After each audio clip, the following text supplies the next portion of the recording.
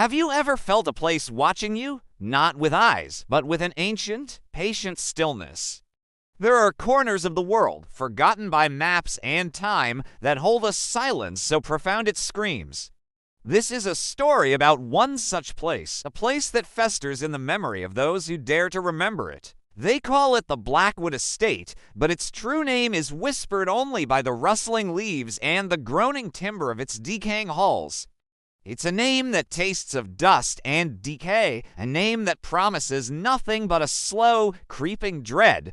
The story begins, as many do, with a foolish endeavor born of youthful arrogance. For friends, drawn by local legends of spectral lights and disembodied cries, decided the abandoned Blackwood Estate would be the perfect stage for a night of manufactured frights.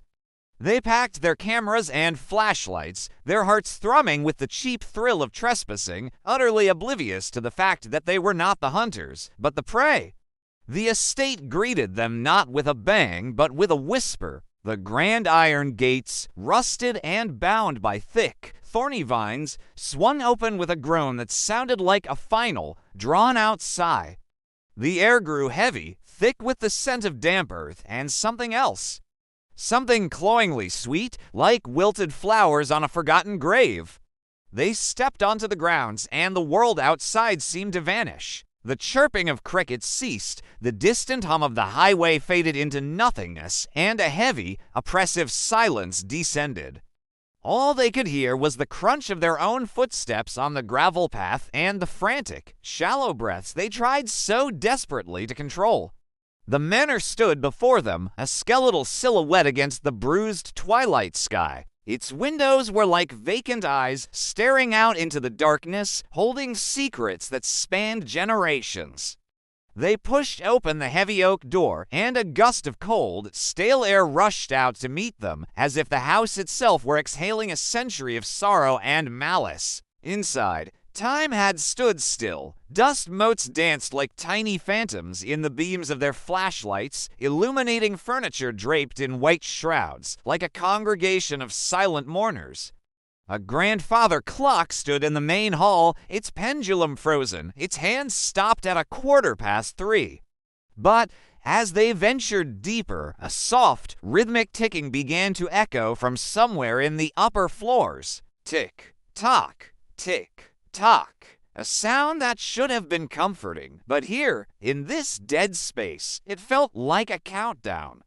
They called out to each other, their voices sounding small and thin, swallowed by the cavernous dark.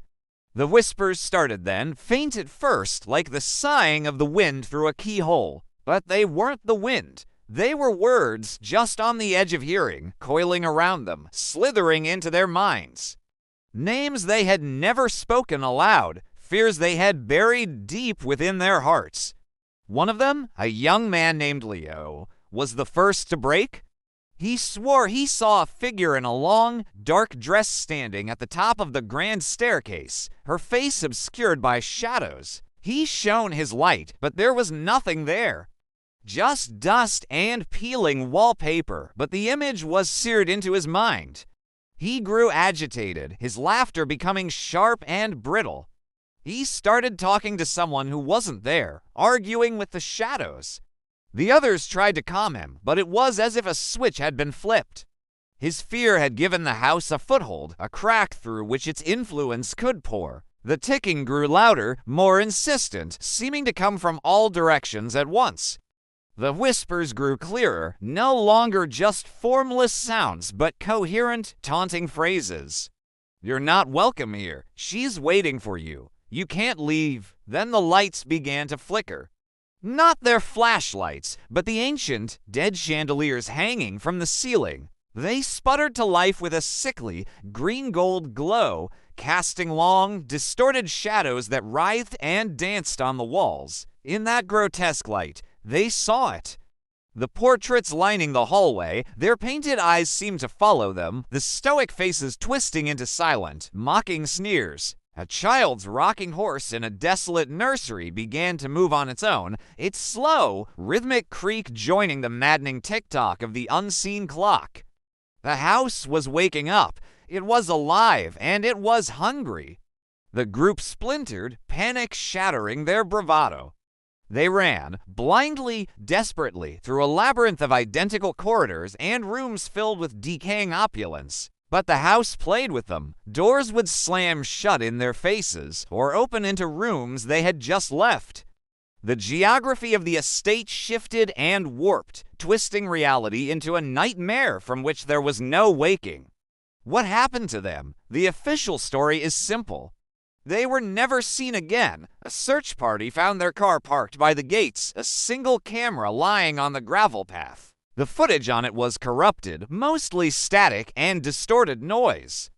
But in the final few seconds, there is a clear image. It shows the face of one of the friends, her eyes wide with a terror so absolute it feels contagious. And behind her, just out of focus, stands a tall, slender figure in a dark dress, its face a pale, featureless blur. The ticking of the clock is the last sound you hear before the recording cuts out. Forever, the Blackwood estate still stands, patient and silent. It waits. Locals will tell you that on certain nights, when the moon is hidden and the wind is still, you can see lights flickering in its vacant windows. And if you listen closely, very closely, you might hear the faint, rhythmic ticking of a clock counting down the moments until its next visitors arrive. Some places are not meant to be disturbed. They are tombs not of the dead, but of the living. They are wounds on the landscape that never heal, forever weeping a poison of fear and despair. So if you ever find yourself on a forgotten road and you see a dark, silent manor silhouetted against the sky, do not stop. Do not be tempted by curiosity. Just keep driving. Because some secrets are not meant to be discovered. Some doors are not meant to be opened. And some silences are best left unbroken. Thank you for listening. If you find these stories as captivating as I do, consider following our channel for more tales from the shadows. Stay safe, and whatever you do, don't look back.